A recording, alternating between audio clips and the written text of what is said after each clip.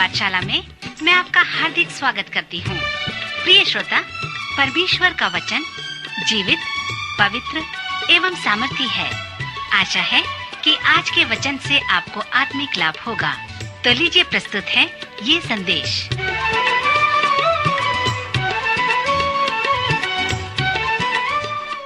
नमस्कार श्रोता मित्र, वेद पाठशाला की अगली कक्षा में आपका स्वागत है। पिछले अध्ययन के अंत में हम दूसरा कुरिन्थियों के 5वें अध्याय के अलौकिक लेखांश के वचन के सार को देख रहे थे, जो 13वें पद से प्रारंभ होकर 6वें अध्याय के पहले पद तक था। यहाँ पर पौलुस हमें उसके जीवन के केंद्र को दिखाता है, जो यीशु मसीह है। पौलुस के लिए जीवित रहना प्रभु यीशु मसीह था। मित्र, इस लेखांश में पौलुस और भी आगे चलकर मसीह के साथ एक सेवक के संबंध के विषय में बताया है। पद 17 में उसने कहा है, सो यदि कोई मसीह में है तो वह नई सृष्टि है, पुरानी बातें बीत गई, देखो वे सब नई हो गईं। श्रोता, मसीह में होना और मसीह के द्वारा, इसका क्या अर्थ है? मसीह के द्वारा मतलब आप मसीह के पास आते हैं और उद्धार व सभी आशीषें उसके द्वारा प्राप्त करते हैं। परंतु मसीह में होने का अर्थ क्या है? अनेक लोग जब कहते हैं कि मैं यीशु मसीह को अपना प्रभु व उद्धारकर्ता मानकर उसके पीछे चलने को निर्णय किया हूं, तो वे कुलीनता और श्रेष्ठता का अनुभव करते हैं। परंतु महत्वपूर्ण प्रश्न ये नहीं कि आप उसे ग्रहण करते हैं या नहीं करते हैं, परंतु महत्वपूर्ण प्रश्न ये है कि वह आपको ग्रहण करता है या स्वीकार करता है या नहीं करता। हम इस प्रकार कहते हैं, मैंने यीशु मसीह को ग्रहण किया है। कुछ लोग यीशु को अपनी योजना व अपनी इच्छा के अनुसार ग्रहण करना चाहते हैं। सो यह कुलीनता का विषय है। जब तक आप ये नहीं सोचते कि क्या मसीह अपनी योजना में हमें लेना चाहता है, हमें ग्रहण करता है, तो तब तक आप इस विषय को नहीं समझ सकते। जब यीशु लोगों से मिला, जिसे हम सुसमाचार में देखते हैं, तो प्रथम मनुष्य उसे ग्रहण किया और उसे अपनी योजना में बुलाया। जैसे पतरस लूका 5 में पतरस यीशु को अपनी नाव में बुलाता है और यीशु उसके नाव को मछलियों से भर देते हैं। सो यीशु मसीह को आप अपने जीवन में अपनी इच्छा व अपनी योजना के अनुसार आपने ग्रहण किया है। इसलिए सब प्रकार की आशीषें और लाभ आपके जीवन में हो रहे हैं। परंतु उस कहानी के अंत में जो यीशु ने कहा, उसे आप स्मरण करें। यीशु ने उससे कहा, पतरस, तू अब से मछली नहीं पकड़ा करेगा, परंतु अब से तू मनुष्यों को जीवित पकड़ा करेगा, क्योंकि इस पृथ्वी पर मैं इसलिए आया हूं कि मनुष्यों को पकड़ूं। सो तू मेरे पीछे हो ले और मैं तुम्हें बताऊंगा कि मनुष्यों को कैसे पकड़ा जाता है। सो हम पढ़ते हैं कि वे नावों को किनारे पर ले आए और सब कुछ छोड़ दिए और यीशु के पीछे हो लिए। कहानी के प्रारंभ में आप देखें कि पतरस यीशु को अपनी योजना में ले रहा है, परंतु कहानी के अंत में यीशु पतरस को अपनी योजना में ले रहा है। कहानी के प्रारंभ में पतरस यीशु द्वारा जीवन व्यतीत कर रहा है और कहानी के अंत में जब पतरस मछली पकड़ना छोड़कर अपने आप को यीशु के हाथ में समर्पित कर देता है, यीशु के पीछे चलकर मनुष्यों को पकड़ने का निर्णय कर लेता है, तो आप देखें कि वह मसीह में होता है। वह मसीह में, क्योंकि मसीह क्या है, वह उसके एक भाग में है और जो मसीह कर रहा है उसका भी वह एक भाग है। इस प्रकार हम देखते हैं कि यीशु मसीह पतरस को अपनी योजना में ले लेते हैं। सेवकाई के विषय में प्रेरित करने के लिए पौलुस ने इस लेखांश में अगला विषय बताया है। पौलुस लिखता है, सो हम मसीह के राजदूत हैं। इससे कारण या प्रेरणा के लिए प्रश्न उत्पन्न होता है। अपने जीवन में और अपनी योजना में यीशु को आमंत्रित करने का कारण क्या हो सकता है? आप उसके निमंत्रण को स्वीकार करने और उसकी योजना को लेने में आपका क्या निर्णय है? सो इस तीसरे स्तर में मसीह के हम राजदूत हैं, यही उसके भाग में है। पौलुस इस प्रकार भी कहता है कि मसीह का प्रेम मुझे विवश कर देता है।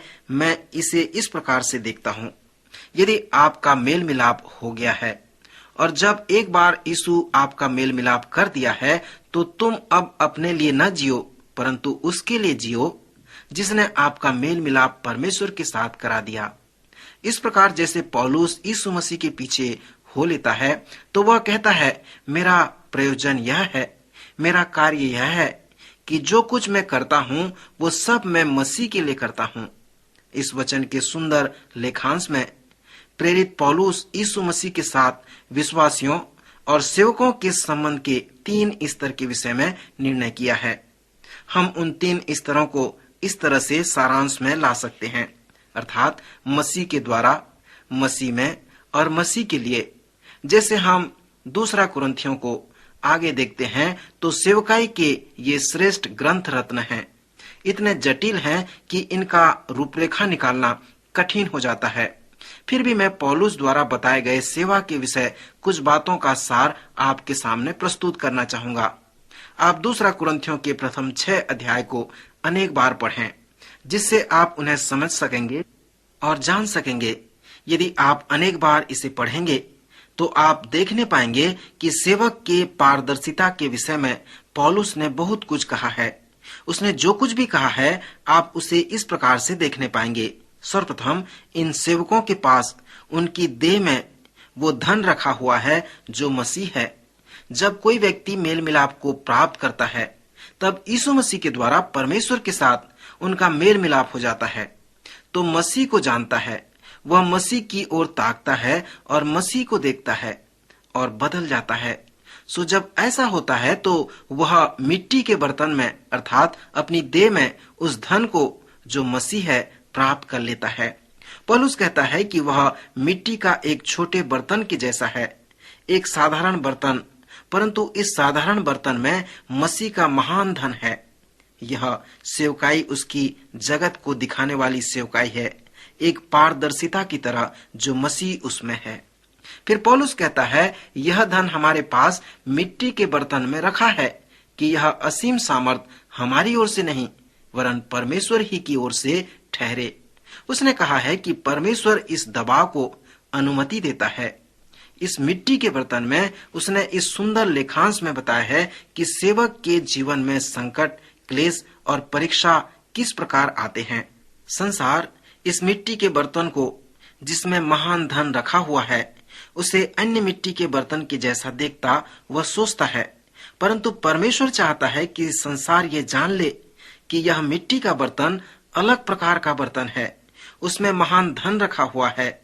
सो यदि परमेश्वर उसमें दबाव नहीं डालेगा तो वे कैसे उसे जानने पाएंगे। सो पौलुस कहता है कि यही वो सेवा है जिसमें परमेश्वर ने हमें सौंपी है। जैसे आप सेवा के इस श्रेष्ठ ग्रंथ रत्न के विषय में अध्ययन करते हैं तो पौलुस यहाँ पर कोई प्राणी विज्ञान या तरीका के विषय में नहीं बता रहा है या फिर किस प्रकार का संदेश देना है, किस प्रकार धर्म विज्ञान रूप में इसे सिखाना है, इसके विषय में नहीं बताया है, परंतु पौलुस के अनुसार सेवा जो है वो मसीह के जैसा होना, मसीह की समानता में परिणित हो जाना है। 6वें अध्याय में पौलुस अभिव्यक्त प्रकट करता है और लिखता है, हम किसी बात में ठोकर खाने का कोई भी अवसर नहीं देते कि हमारी सेवा पर कोई दोष न आने पाए, परंतु हर बात से परमेश्वर के सेवकों की नाई अपने सद्गुणों को प्रकट करते हैं।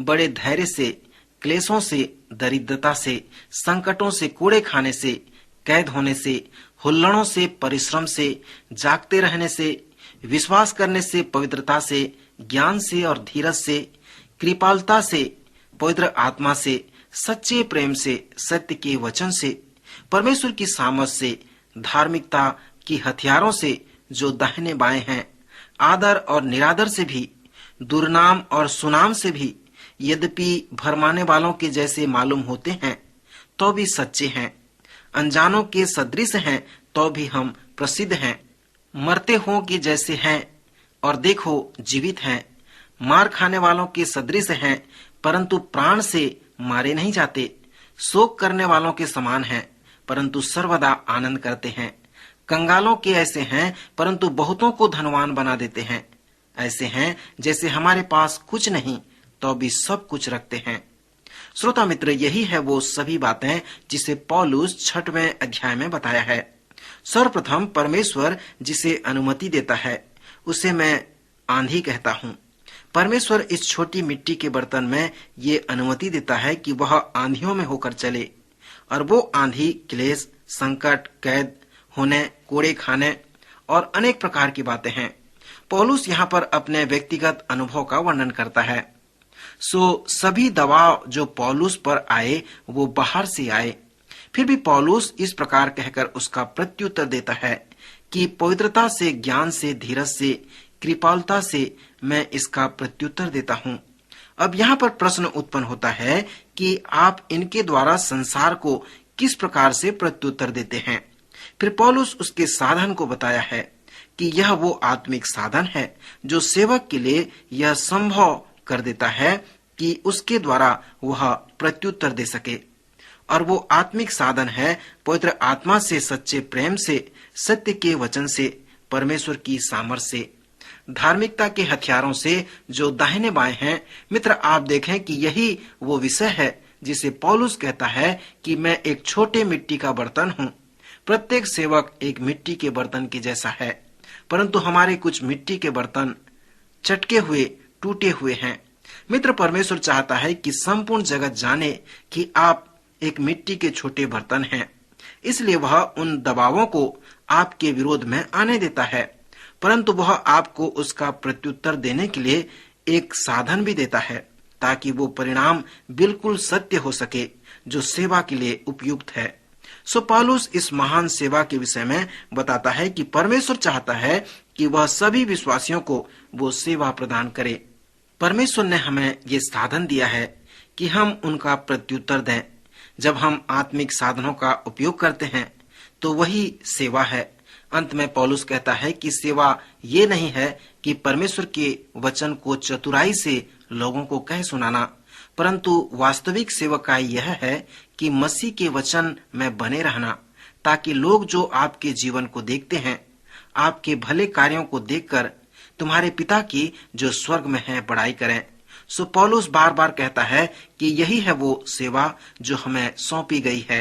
इस प्रकार से पौलुस एक योग्य सेवक कहलाता है। श्रोता मित्र, क्या आपने कभी पौलुस के दर्शन का अध्ययन किया कि सेवा क्या है और कैसे एक व्यक्ति सेवक बन सकता है? बड़े ध्यान पूर्वक, प्रार्थना पूर्वक दूसरे कुरिन्थियों को पढ़ें और देखें कि सेवक क्या है और परमेश्वर के द्वारा कौन सी सेवा सेवक के लिए ठहराई गई है। और साथ ही साथ सर्वशक्तिमान परमेश्वर चाहता है कि प्रत्येक विश्वासी मसीह का एक सेवक बने, एक विश्वास योग्य सेवक बने। क्या आप मसीह के विश्वास योग्य सेवक बनना चाहते हैं? प्रभु आपकी सहायता करे कि आप प्रभु के सेवा में संलग्न हो सको। प्रभु इन वचनों द्वारा आपको आशीष दे।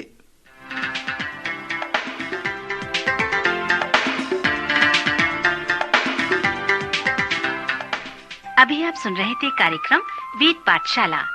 श्रोता, हमें विश्वास है कि इस कार्यक्रम के द्वारा आपको आशीष मिली है। यदि इस कार्यक्रम के विषय में अधिक जानकारी प्राप्त करना चाहते हैं या बाइबल अध्ययन से संबंधित कोई प्रश्न हमसे पूछना चाहते हैं, तो आप हमें इस पते पर लिखें। हमारा पता है कार्यक्रम वेद पाठशाला, post box number 713, EN post, Faridabad 7। पता एक बार फिर सुन लीजिए। कार्यक्रम वेद पाठशाला, post box number 713, EN post, Faridabad 7। आज के कार्यक्रम का समय यहीं पर समाप्त होता है। अगले कार्यक्रम में आपसे फिर भेंट होगी। तब तक के लिए नमस्कार।